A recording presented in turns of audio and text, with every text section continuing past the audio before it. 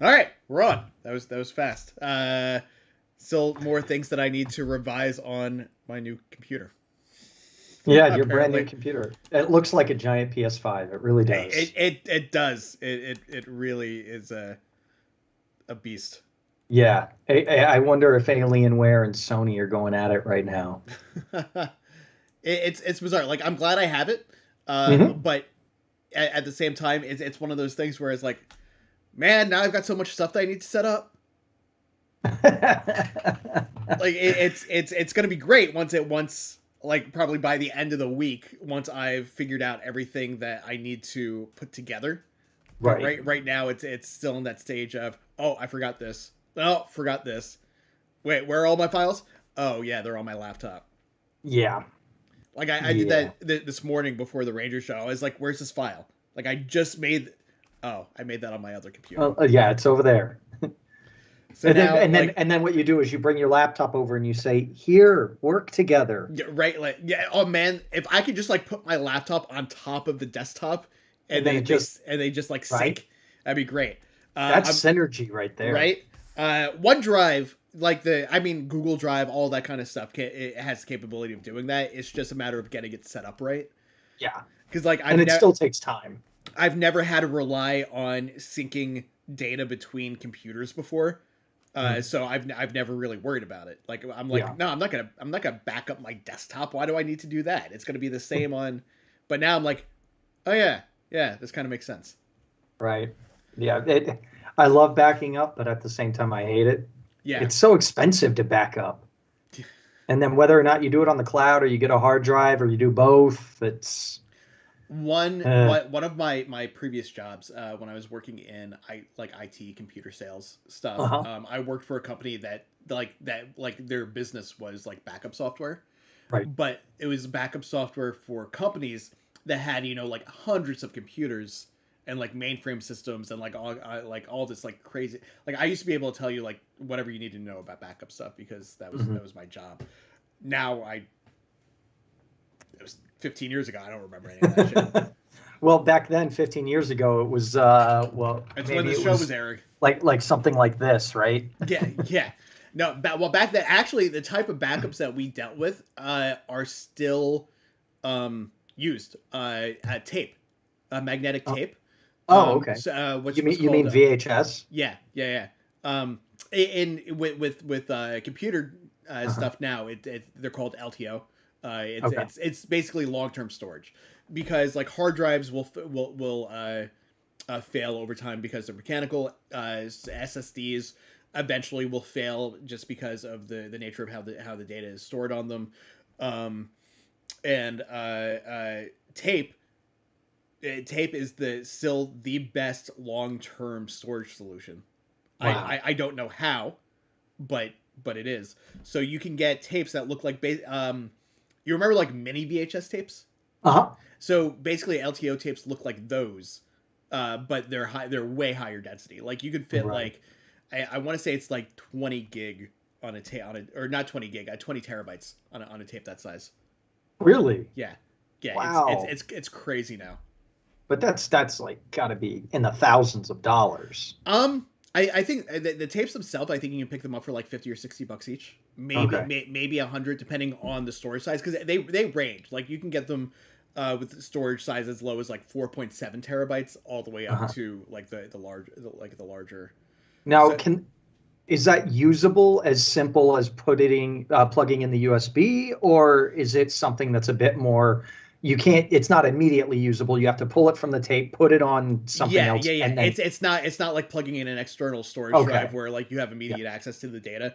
Yeah. You have to like Yeah. Yeah. unspool it So basically. it's basically taking your data and putting it in an AC unit over at public storage. And so it's way over there. So if you want to go get it, you got to go get it, but then you got to bring it back to your house as Right. opposed to leaving it in the closet. Yep. Yeah, Gotcha. exactly. Yeah, yeah, Exactly. that makes a lot of sense. It's a storage unit. Speaking of storage units, that's essentially what happens to half the crew in this week's episode. I would say it's They, more like a meat locker. okay, well, yeah. Okay, I meat guess it's locker, still technically a sure. storage unit. It's just a Storage storage unit unit for yeah, meat. for meat. Yeah, yeah. I mean, it's definitely. I think Sylvester Stallone. Raya the Kaiser. You've heard Raya the Yeah, Kaiser yeah, from Weird yeah. Al Yankovic. Yeah. So you got Rocky coming in his meat locker there. But Vox Vox. Sola. Now, hmm do we know what the title actually refers to? Yes, I do. It is one of 14 Star Trek episodes throughout all of the episodes as of yet that has a name rooted in Latin. This particular one, Vox Sola, it is not the exact translation, but it basically means lone voice. Um, I Yeah, guess you could that put that makes in sense. reference to Hoshi, or you could put it in reference to the alien creature.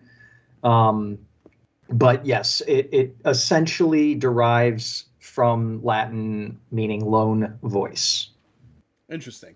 That's hmm like I think Discovery was using a lot of Latin stuff Yeah. for their titles. I think the Picard started picking that up too. Um, the way current episodes of Star Trek are titled is definitely a little bit different than the way they used to be. hmm How Um, so? just more metaphorical, I guess. Okay. Because Okay. like the They used to be pilot pretty. for TNG was encounter at Starpoint, It's or very literal. the episode where Barclay gets turns himself into the computer system on the ship was to the nth degree. So Yeah. it's more like puns, I Yeah. guess. Literal, or it actually describes the episode Yeah, as opposed to kind of being an esoteric yeah, description. yeah. Now Discovery was a lot of Latin or literary references. Yeah, yeah. So I think, I mean, I'd have to go back over it, but I think I'll go ahead and pull that up. That kind of interests me. Uh, Let me see. It's the names of the episodes. Yeah, literary referenced. Uh, Let's see. Uh, okay, no, I don't want reference books. so the notes here where this is about the title being Latin. Terra Firma Part One and Part Two are included in that, which were episodes of Discovery. Discovery. Veritas, which was a Lower Decks episode. Um, Et in Arcadia Ego, which was an episode of Picard. Uh, and that was part two, and part one, another episode of Picard. Um, CV Passum Parabellum, Discovery Season 1. Terra Nova was Enterprise. Um, Inter Arma Enum Silent Legis, DS9. Alter Ego, episode of Voyager. Non Sequitur, an episode of Voyager. Ex Post Facto, an episode of Voyager. Sub Rosa was an episode of TNG, and Dramatis Personae was an episode of DS9. I guess maybe it's not not as more common now than it was before. Yeah, it kind of seems like half here, half Yeah, there. yeah. Yeah. I am terrible at Googling. I came up with like 5 or 6 different ways to ask Google, and each time it said, "Did you mean a reference book?" Oh, here are the names of Star Trek books. Google's So been sort of weird lately. I'll be in my car and I'll think of something. I'll be like, "Hey Google, tell me whatever." And I'll be like, "I'm sorry, I cannot find a WhatsApp number for some random name that I didn't say." I'm like, right. What? It's not." Well, it's one of two things, because I mean, what was it? Microsoft Teams and a few other programs were having huge issues the last Yeah, month, last week in particular. So it's one of two things. Either you got people, storming the castle on the internet and messing things up, or the robots are internet's rising finally up. creating an AI. Yeah, So Skynet. last night before I went to bed, I watched the Mitchells versus the Machines. Uh-huh. I heard that's a weird one. The new Netflix movie. It's actually really fun. Okay. But it's about a robot uprising. Okay. Uh, Is it comedy? I only yeah, have yeah. seen. It's a Sony animation movie. Okay. But I would put it in the like to related to something else. It's a Pixar movie. Okay. So Okay. same type of stuff. Yeah, they came a little too late to compete for the Oscars. Yeah, but yeah, you know, I don't know whether this movie was supposed to come out in the movie theater or whether it was originally like slated for Netflix. Netflix has been buying up a lot lately because the theaters aren't doing too well. Yeah, so it'll be interesting to see how that works out. Yeah. But anyway, let's get into this episode. Yeah. We're on a fairly limited time today. yeah, fairly straightforward. Yes, The story. There's no like big like gotchas or twists or anything in this. I think the biggest question that I had overall until the end of the episode was what did they do that offended the aliens creature at the beginning? The Carnesians, Cretaceans. Yes. They're Cretaceans or Cretaceans. I might be pronouncing it wrong, but yeah. Yeah. Yeah, that's I looked it up. Yeah. Yeah. I'll say that's how it's pronounced. Kree, like the race like from Marvel. From Marvel. And Yep. yeah, Tassans. Tassans. Tassans. Cretaceans. Can you say them? Can you say it with a really strong Southern accent? Sure. The Cretaceans.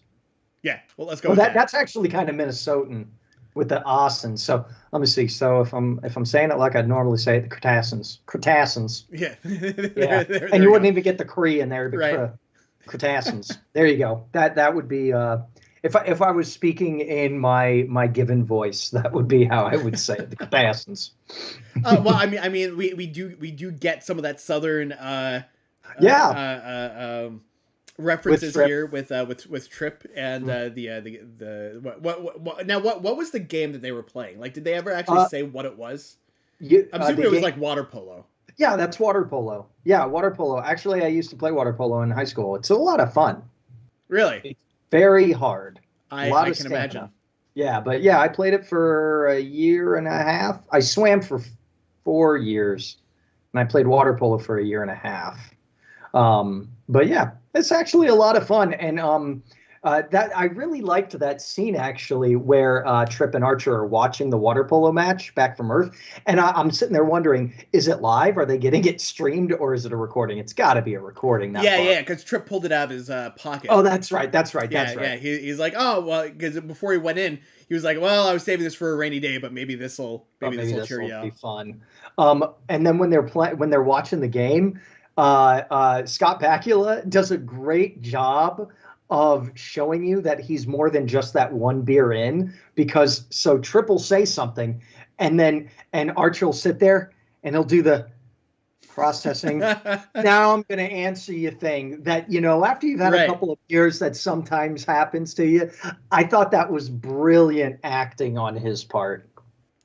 Yeah, that was just a really, in general, that was just a really fun scene, because there was when Trip is like, oh, all right, now let's watch Texas kick your ass.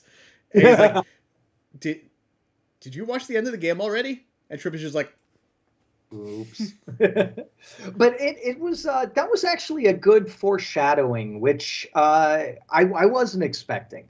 That was a good foreshadowing for what happens later when Trip and Archer, when Trip's about to give up when they're entangled in the monster, and then Archer talks to him about the match, and Trip's just like, shut up, man, and Archer's really forcing him to focus on something, and teaches him to push forward. So I really like it.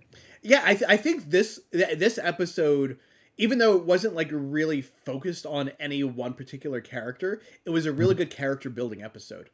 Yeah, it was. Like the monster of the week, if that's what you want to call it, Sure. Was it was interesting, but it felt like the main focus in this episode was more the people. We got more of Travis. Yes, got more Travis. Finally, it's been like 10 episodes since we've seen him really do anything. Hoshi, this was a good episode for Hoshi.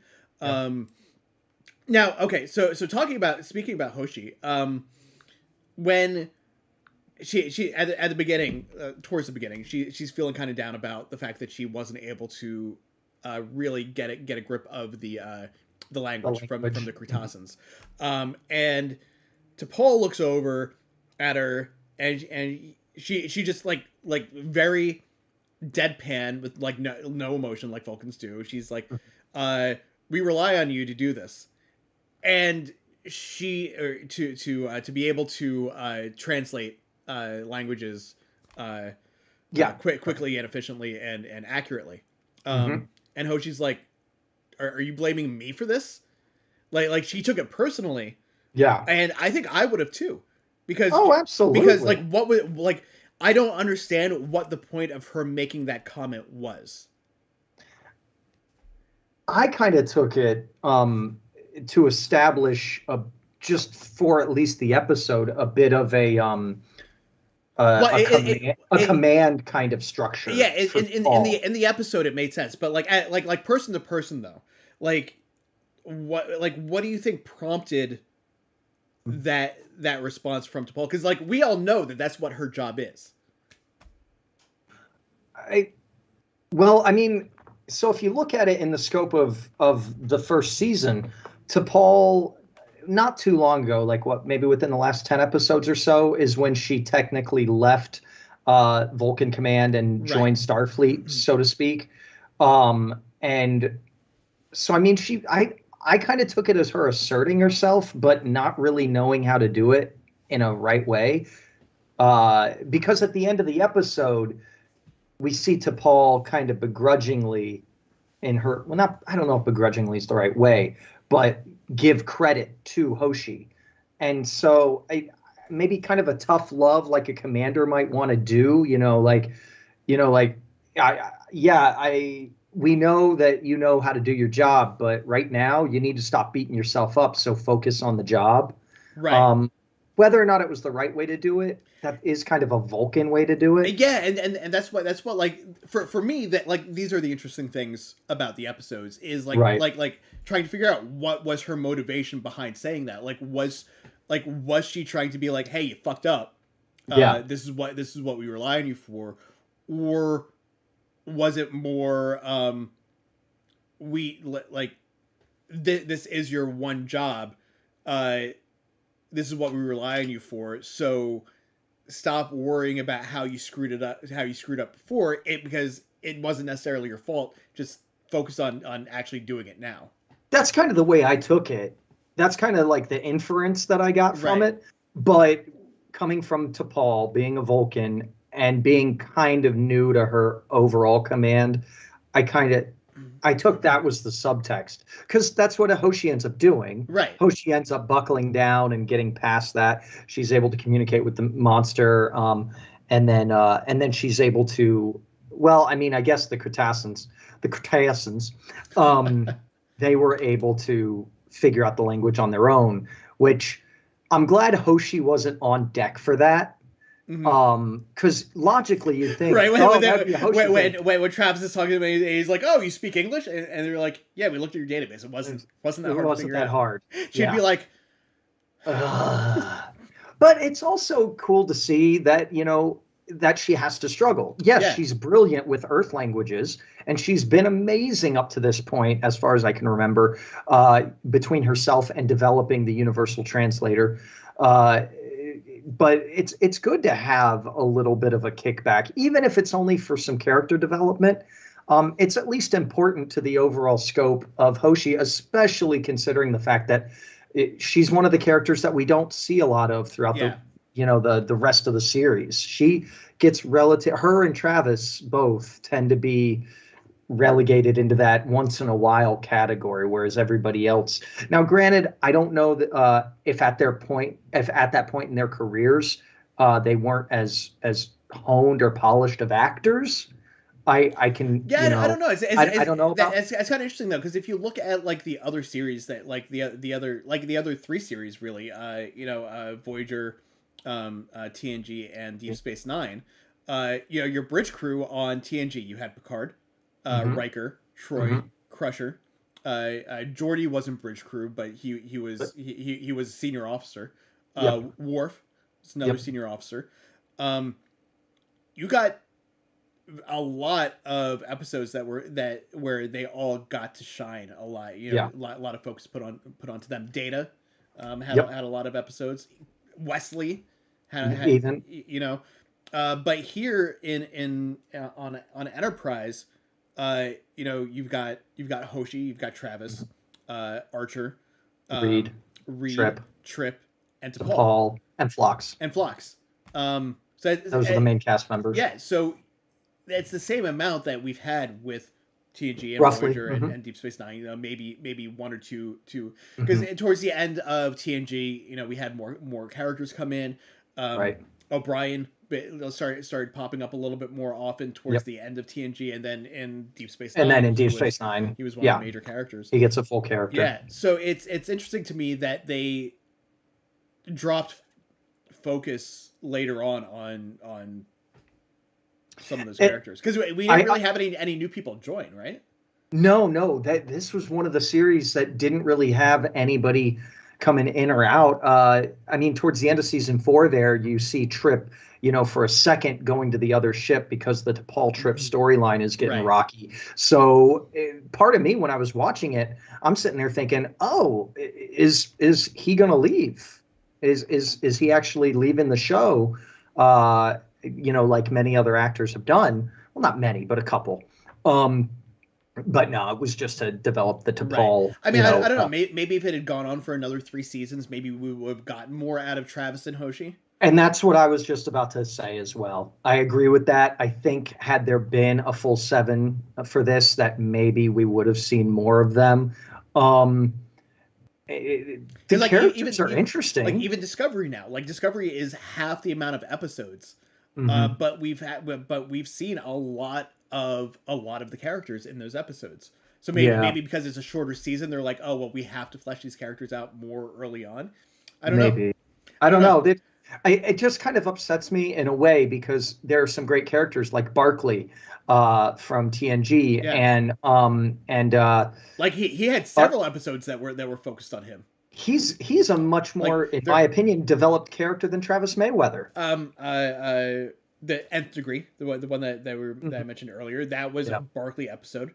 There was the first one that he appeared in was a Barkley episode where he had he was addicted to the holodecks. Yep. The episode. Wait, no, that was the same episode, wasn't it? Was it? I think that was the same. I can't remember. I think that was the same episode. But later on there was another one, and then there was the one where he was afraid of the transporters, and he found that there were like creatures flying around in it, and then he showed up in the movies. And then, and he also had a big part in Voyager, like Guinan in TNG. Yeah. Like so, there's so many characters that had like so many defining moments in the series. It's a little weird. Like maybe it's because of the format change with Enterprise. I don't know. Yeah, it's that's an interesting thing. That'd be something when we get Brennan Braga on the show. yeah. Like I don't remember enough of the later episodes of the next couple of seasons to really know offhand. That's just they don't. Yeah, they don't. I mean, once you got that Boomer episode where Travis Mayweather goes back to his family, and once they hit that episode, excuse me, they kind of shifted away from him having any really big moments. And then Hoshi, the only really big episode that stands out in my head for Hoshi is the one where they go to Risa. And that's 2 episodes from now, I think. Yeah, I think so.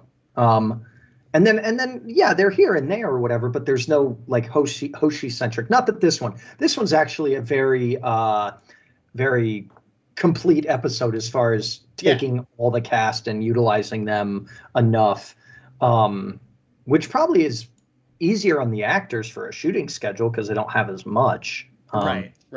But certain actors don't have as much. I don't know. So like getting back to the episode, because we only have like another 25 minutes, I think here. What did you think of the reason that the Cretaceans were offended? When that came out, and you were like, because they kind of foreshadowed that at the beginning when Hoshi was like, this word could either mean eat or mate. And then when they say eating is like mating, I actually thought it was kind of cool. I dug it. It was fun to hear of a race that's just so like pent up, I guess. I don't know. I thought it was funny because that's again like going back to the Trek and social issues. Mhm. Um, that's not really a social issue, but it does speak to respecting and understanding the cultural differences between Yeah. you and other people. And Because even though that's not a that's something that we think is ridiculous, but to mhm. them, it like that's It's it's perfectly normal that like no, why would you eat in front of someone else? yeah. Yeah, it's when you put it like that, it makes complete sense. It's kind of humorous. I like that they didn't treat it disrespectfully, though. Yeah, They treated it much the way you just said, in that, and the alien, the Cretacean captain, I don't think he had a name, but incidentally, he was played by let me remember his name, the same Vaughn Armstrong, who is also Admiral Forrest. oh yeah, yeah. Yep, he's Admiral Forrest, and he's got 10 other characters under his belt in all the Star Trek universe. Yeah, so I want to talk about Zabel eventually too. Oh, Who yep. like we never got his name in the show, but Mhm. he was the guy when Trip and Archer got pulled in by the plant. He was the other crew member who like almost shot at them, but then ran away. Yes, yeah, yeah, Because yeah. he's been in a ton of stuff, like he's been in a ton of episodes too. Okay, okay. Um, but anyway, yeah. So Is he you're saying the first one to get pulled in? no. No. He's in that same scene when Archer and Trip get pulled in, but Oh, yeah, yeah, he yeah. makes it up the He ma- ladder in a way, he makes. Oh, well, he doesn't make it out. doesn't He he? goes No, up. no, no. No, He he gets up goes the up the ladder and then he ladder, and gets then pulled he's like back. this. Yeah, yeah, Yeah, yeah, yeah, because yeah, that yeah. I wanted to talk about that, and that same scene when Reed then has to run away from the tendrils, and he Yeah. closes the door, and he has to do that whole thing. I love watching early acting, or not early acting, but acting with early days of CGI, Yeah. where it's. I can imagine the director just move, Yeah, and will just pretend your leg is being grabbed by an octopus. yeah, and we'll make something. And these guys, particularly Reed, they sell it so Yeah. well, like convincing, almost to the point where it's comical, Hmm. because it kind of felt like a Sam Raimi cam, like Right, right. that kind of thing. But go ahead. What were you wanting to say about the actor? Oh yeah, Zabel, he was played by an actor, Steve Blaylock, who is Yeah. not related to Jolene. So that's just an interesting coincidence. Hmm. Um, but before he got into acting, he was a semi-pro soccer player. Oh wow. Um, and then he became a stunt person. Okay. Uh, so like he's doubled as Lorenzo Lamas in like TV shows back in the 90s. Um, and just like a bunch of other stuff. But in Star Trek, he was in Star Trek II: The Wrath of Khan, Star Trek III: The Search for Spock. Uh, he was in as two different characters in The Search for Spock. He was a trainee crewman and one of the Vulcan Guard. He was in uh, Next Generation in the episodes Timescape, Gambit Part 2, Firstborn, and Preemptive Strike. He was in Voyager in the episodes Worst Case Scenario and Equinox. He did stunts for Star Trek and Insurrection. He was previously in the episode Terra Nova. Oh wow. He was also in he was one of the Coridonite rebels in Shadows of Pajem, and now he's in this episode, and then he's in another one, two, three, four episodes of Enterprise ahead of this too. Wow, wow. That's so this particular episode has a few because Vaughn Armstrong, gentleman you just said, and Joseph Will, who played Rostov. That's the first guy to get captured in Right, the mess. right. He played in the episode from Voyager, Muse.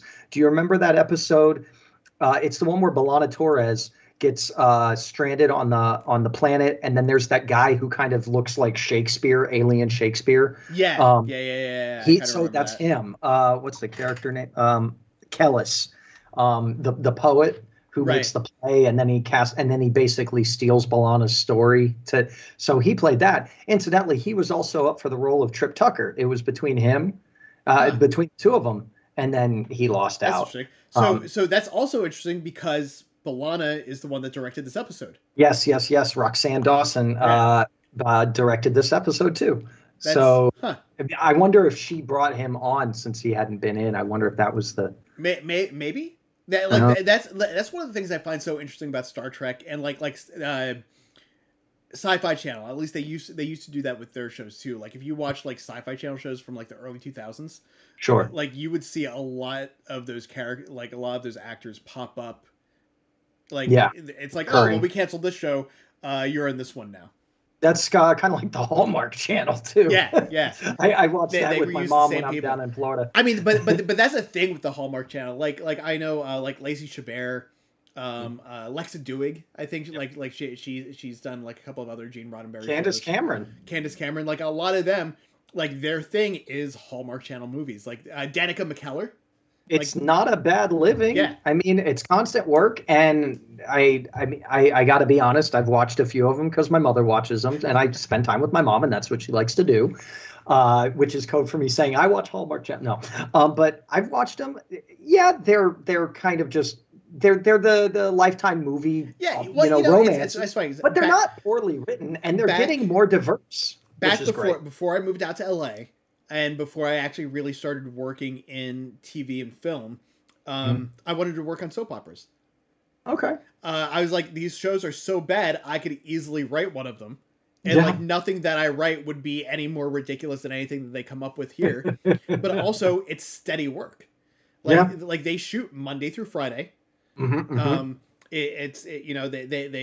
It's long days and long and early days, but it's a steady gig. Yeah. Yeah. No, that would be a wonderful job to have too. It's steady and you're working in the craft. Yeah. And I Like mean, people make fun. It's funny because people make fun of people who are actors on soap operas. it's a tough job.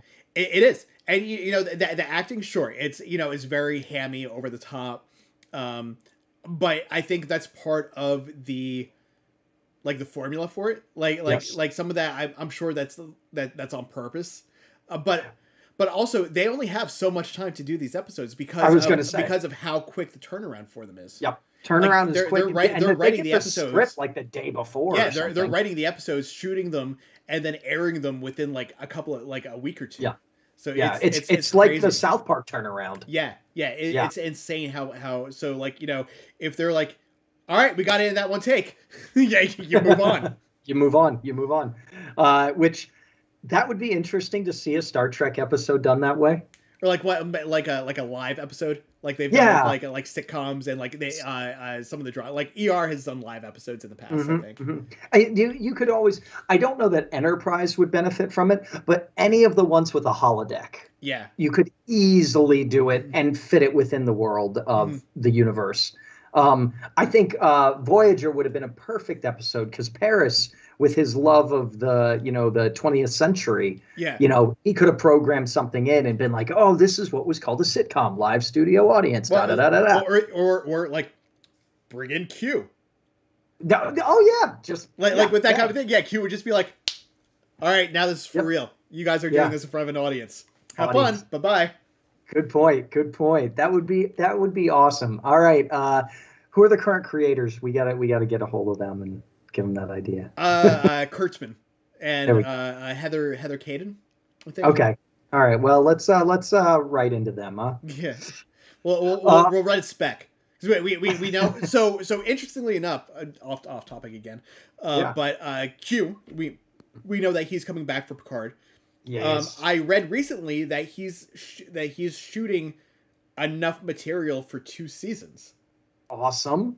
So apparently, I mean that has to mean that we've got Picard seasons 2 and 3 coming. Or it could be for other other stuff. I mean, maybe I don't know. Maybe I don't know if they'll have Lower him do it. Decks? Yeah, I don't know if that they would bring him into Discovery. Yeah. I mean, if they're only filming Picard right now, then that would make sense. But Well, I know Discovery is on a break.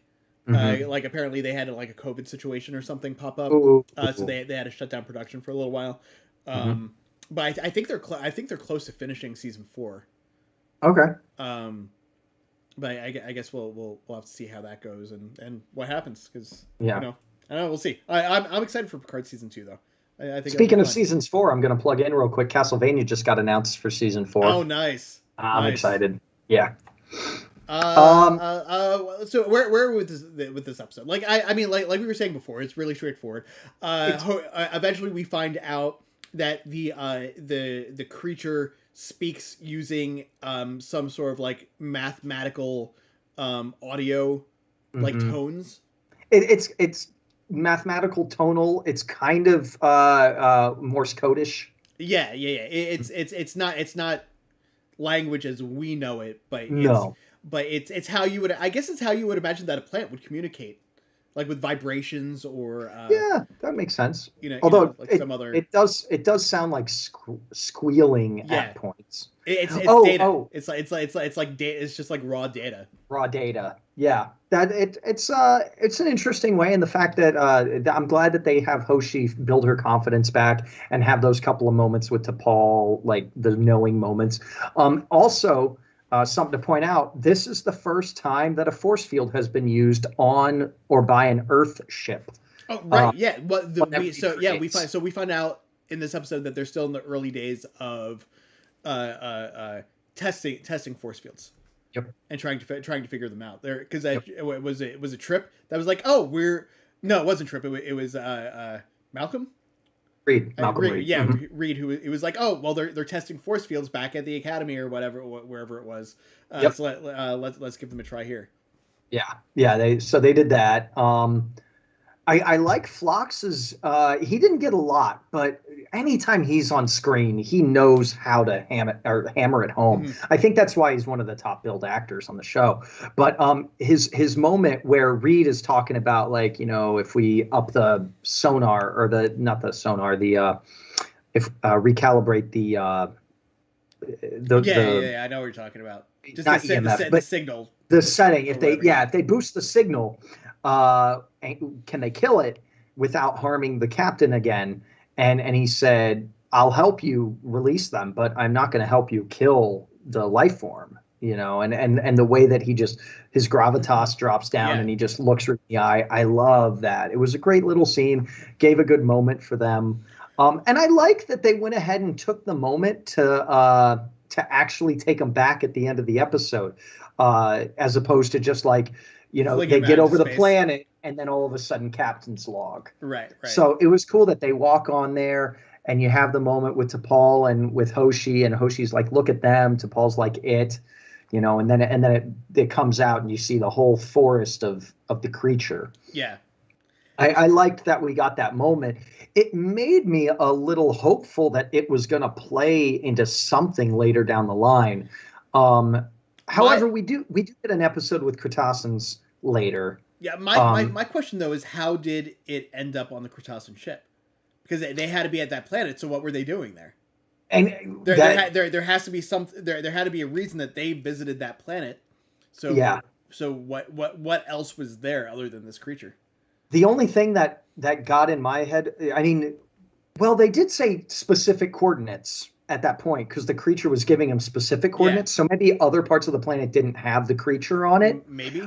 Maybe, I don't know, but in my head, because the Cretaceans don't seem like an arrogant species or a like violent species, so I don't think they came in and cut part of it off. Yeah. No, I don't think I so didn't either. feel like that. To me, it felt like maybe they got offended by the creature somehow, and they ran off in a huff, and their cargo door like cut a piece of it off or something.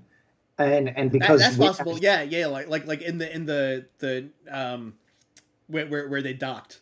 yeah, Yeah, that was the only thing that I could think of, because it was near their connecting, their bay, their yeah. hatch. So that was my thought, is that it did that.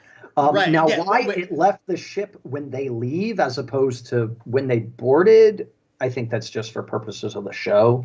Yeah. I mean, it could also be that like when it docked, it was stuck and then when they left, it was able to free itself. Yeah. Oh, that's true. That's true too. The one thing for me, the one question that I kept having is we see the creature moving through the ship, and then it finds the one spot, and then it starts to grow, and it brings in the other crew members. If it felt threatened and it needed to continue to like protect itself, why didn't it keep growing through more of the ship? Or was it once it was set up in that room, it can't expand outside of it? That could have been Um, like maybe it was blocked somehow, or maybe it thought that setting up in that space was its best chance of oh, like because if it's in that space, then it had a bottleneck everyone to coming in through the one entry. maybe So it's like forcing them to come to it. it, as opposed to it spreading out and Yeah. spreading itself too thin. Maybe, yeah, that's possible. And maybe it reached its max size too for what Yeah. it's able to grow to. Because if we notice that the part of the tendril that gets cut off when Reed closes the door, slams the door, it doesn't grow. Right. So yeah, I guess that's cool. That makes sense. Yeah. I Yeah. I don't know. overall I like the episode. Yeah. It was fun. Um, it was interesting. It was a solid story. Like there was nothing like I don't think there was anything that like stood out as absolutely amazing in it. No. But it did what it set out to do. Yeah, it definitely did. It told a solid story. Hmm. And like I didn't have any issues with the episode. Yeah. Oh, I will say I did have one other issue, and it's simply that I'm not sure that I ever really truly buy into episodes where the crew's in danger from something like that, the monster of the week, unless it's a season ending or it's a 2 or 3 parter. Yeah. Because We knew that they were going to get out of it somehow. yeah, it's going to be easy. The It CGI, didn't pick up any red shirts, so. no, exactly, no red shirts. Now the CGI was, old school at the time. But I did like the practical Yeah, the effects. practical stuff looked really good. Mhm. It was very reminiscent of something like Aliens or anything of that nature. I really like the practical effects, and when everybody's caught up and let down, I thought that was cool. Yeah, yeah, it was solid. Hmm. There's Hmm. nothing inherently wrong or bad or No, you know. what you looking up? Just looking to see if there's any interesting tidbits that I might have been Well, missing, like in the well, middle of the episode. Donnie did mention one that the original title of it was "The Needs of the One," which I'm assuming refers to the creature. And that title, if I remember from what I read correctly, that title was actually pretty much a placeholder up until a few days before they like put it in production. It Huh. might have even gone into production underneath that name because one of the Cretaceans, one of the Cretaceans, I don't, however it's said. One of those guys, apparently, their costume still had the needs of the one written in it, so you know what episode it goes to. I don't know. Have you acted on film before or in any? Um, Uh, I mean, act is a have you very ha- have you been put into costume on any film before? Like even an extra to an extent, but I haven't been put into costume, but I've shown up to sets like wearing something that they asked me to where wear, okay. Well, this and my I've point done is theater before. theater. Well, my point is, as far as why it's significant that this costume for one of the Cretaceans show it says the needs of the one in it is because on series like this or big movies that are going to be having several different, part one, part two, part three, Yeah, like the yeah, Harry yeah. Potters, that kind of thing. A lot of costumes they'll have the character name and either the episode title or the Oh, movie title right. in it, so Yeah, that way yeah, you yeah. know where it They have goes. the thing that's attached to the Hmm. tag that says what it's supposed to be for, Says what so that they know where to actually like put it. exactly, Yeah, and yeah, so yeah. that's why it's kind of interesting that one of the Cretaceans still has the needs of the one, and then everybody else presumably has Vox Sola Vox Vox Sola. Sola, Yeah. which actually it went through three. It was originally the needs of the one, then it was Vox Solus, which I believe might be the actual Latin. Oh no, that was a misprint. That was a mistype. Hmm. Vox Solis was a mistype, and then Vox Sola, Interesting. um, which I may be the actual derivative of the Latin. But yeah, so that was interesting. Oh, I did want to say at the very beginning of the episode, the second Cretacean, not the one that spoke, not Von Armstrong's character, but the one behind him, he just had this little head nod as they walked down the deck, and it was just so dismissive, like they were just so upset, and it really sold, and I loved it. And it makes me laugh every time I watch the beginning there. But for anyone who watches, go ahead, watch the episode, and comment if you agree that just watching that little just head shake that second Cretacean has, if it tickles your funny bone like it does mine. So something else that I always find interesting is the movies that they talk about for movie night. Mm-hmm, Um, mm-hmm. and for this one, the name of the movie that they were supposed to be watching was called Wages of Fear, uh, which is a real film from 1953, Mm-hmm. and it was about a decrepit South American village, or in a decrepit South American village, four men are hired to transport an urgent nitroglycerin shipment without the equipment that would make it safe. Oh, So okay. It kind of reflects on the episode. a little bit, I Yeah. guess. I mean, at the end, you've got four of the crew members taking it out, Yeah, and this thing is dangerous if they don't know how to deal with it. So it kind of parallels. yeah, yeah. That's neat. I Um, also love that the movie of the week is always a public domain movie from the 2000s yeah, yeah. or Well, late 1990s. although I don't know if this movie is public access or public domain or not, because That it's 1953. well, So that might not be public domain now. no, but it would have been public domain by that point. They never show the movie, They never right? show the yeah they never Yeah, show the it's movie. the ones that they actually show video of. Oh yeah yeah yeah Yeah. Okay. yeah yeah. So yeah so Gotcha. this one I don't think it is I because would love to interview the person that picks the movie of the week and ask them how do they come up with it. right. Yeah, because like there's like I don't see like really anything like with the cast or like the director or anything that really because the movie was based on a novel. Mm. Um, yeah, I don't know. Hmm. I just thought that was kind of interesting. I like it. Um, in the Star Trek Encyclopedia, uh, it basically says the same thing about the movie. Hmm. The synopsis there, though, is that it's about a small team of men who risk their lives to use unstable nitroglycerin explosives in an attempt to extinguish a petroleum well fire. Oh, well, they're not trying to disable anything. No, but they Well, are I mean, trying. Yeah, they're trying to disable. They're trying to extinguish this life form. yeah, or not if you're flocks. Yeah, Yeah, and they were trying to use the shields to do it. I guess, the which was shields something that were and the unstable. sonar or Yeah, whatever. or yeah, the sonar. Yeah, yeah. So I guess Mm. maybe based on Oh, it that. was light. It was light. It was light. It was UV. Oh yeah. That's right. It So was so light. yeah, so maybe based on that uh, uh, description or synopsis, it is a little bit closer. Yeah, that's cool. Yeah, I don't That's know. cool. So what would you rate this episode? I'd give it a solid 3.8 to 4. Yeah, I'm in the same boat. I think I would give it a four.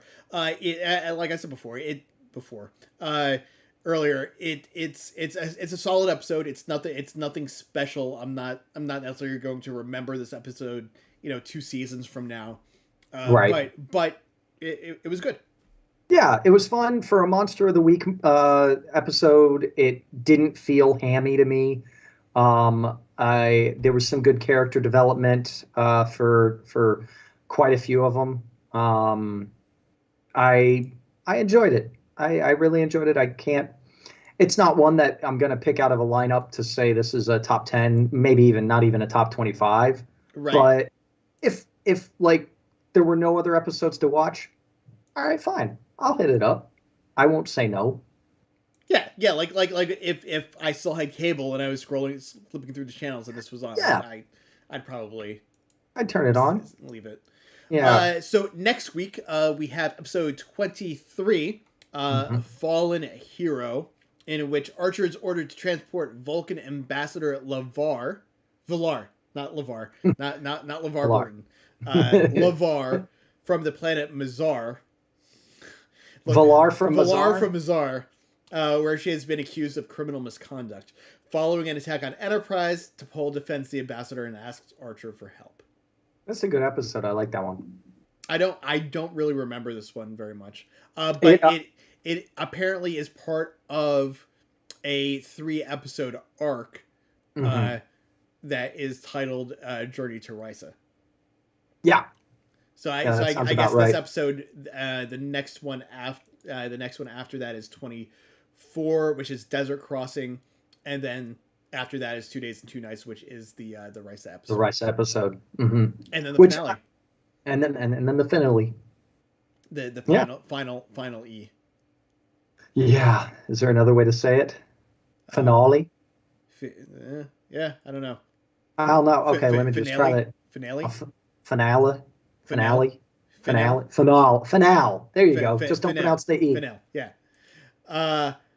So yeah, we will be back next Saturday, I think. Yeah, yep. Should be back first next Saturday in May. Next Saturday. Oh, second Saturday in May. Today's the first Saturday in May. Rent is due today. Yay! So yeah, we'll be back next Saturday with that. This is the end of our Saturday live streams. Tomorrow you can check back in with us, I believe, at 10 a.m. PST or just PT Pacific time. I think it's PDT now. PDT. Aren't we in daylight time? Yeah, sure. Yeah. Yeah. PT. West Coast. Pacific time. Pacific time. Unless you're in Arizona or something. Yeah, right. Yeah. For the Retro Sentai wrap up, then later on in the afternoon, Jamie and I, and possibly Shay, will be live with Star Trek Online, provided my computer decides to work correctly.